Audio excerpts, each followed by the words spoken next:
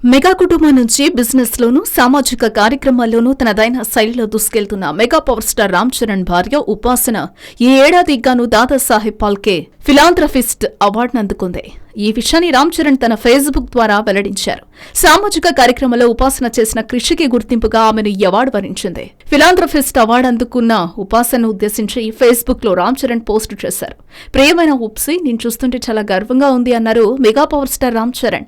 అలాగే Dadasaheb Phalke philanthropist award అందుకున్న ఉపాసన తన ట్విట్టర్లో ఈ అవార్డును చాలా గౌరవంగా స్వీకరిస్తున్నాను.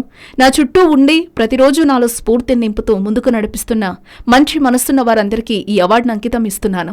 నా వెన్నంటే ఉండి ఎంతగానో ప్రోత్సహిస్తున్న నా కుటుంబ సభ్యులకు ఈ సందర్భంగా కృతజ్ఞతలు అని పోస్టు చేసింది. హలో, మిమ్మల్నే ఫిలిం సెలబ్రిటీస్ రియల్ స్టోరీస్ ఏంటో తెలుసుకోవాలనుందా? లేటెస్ట్ గా రిలీజ్ అయ్యే మూవీ రివ్యూస్ నేను చెప్తే వినాలనుందా?